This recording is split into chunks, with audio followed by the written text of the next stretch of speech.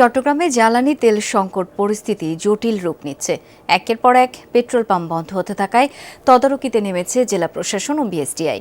আজও অভিযান চালিয়ে তেলের মজুদ পরীক্ষা করেন তারা। ডিপো থেকে সরবরাহ দিন দিন কমছে বলে দাবি পাম্পের বিক্রয় কর্মীদের।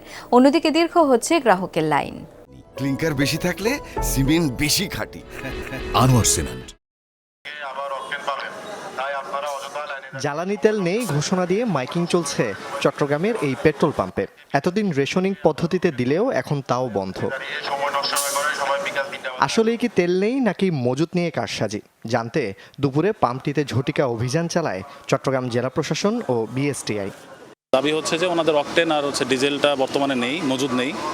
আমরা চেক করে দেখলাম ওনাদের আন্ডারগ্রাউন্ড যে স্টোরেজ ট্যাঙ্কটা আছে ওইখানে আমরা মেপে দেখলাম যে ওনাদের দাবি সত্য। পেট্রোল পাম্পের ডিসপেন্সিং ইউনিটের ভেরিফিকেশন এবং ক্যালিব্রেশন চার্টটা চেক করলাম যে সব কিছু আপ টু ডেট আছে।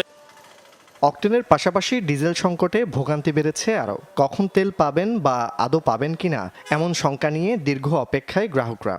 সকাল 5টা বাজে অকটেনের জন্য, অকটেন এখনো পাচ্ছি না। এই রোদের মধ্যে দাঁড়ায় আছি।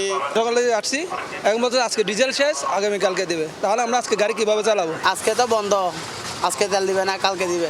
তো গাড়িটা নিয়ে বই থাকতে হবে। পাচ্ছি না, এখন অসুবিধা না। এখন মনে করেন যে ইনকামটা আমার গার উপরে উঠবে। আমি সিরিয়াল ধরে যে এত টাইম ধরে দাঁড়ায় যে তেল ফুরাইলাম তারও হিসাব হচ্ছে না।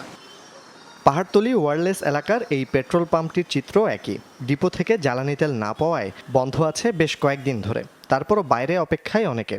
2টা দিকে আসবে, দিবে, আবার কেউ কেউ বলতেছে 3টায় দিবে। বাসা ধরে বসে রয়েছে আর 4 দিন ধরে পেট্রোল পাম্পে ঘুরতেছে, তেল পাইতেছি না।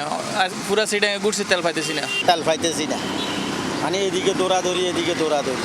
মানে এটা এখন বন্ধ, এখন দেখবো ওরা কখন খোলে। ডিপো থেকে আগে সীমিত জ্বালানি তেল পেলেও ইদানিং তা আরও কমে যাওয়ায় বিপাকে পাম্পের বিক্রয় কর্মীরা। আগের তুলনায় অনেক কম পাচ্ছি, কিন্তু আমাদের যে পরিমাণের সেল হচ্ছে ওই পরিমাণে আমাদের তেল আসতেছে না। জোবায়েত ইবনে শাহাদাত, যমুনা নিউজ, চট্টগ্রাম।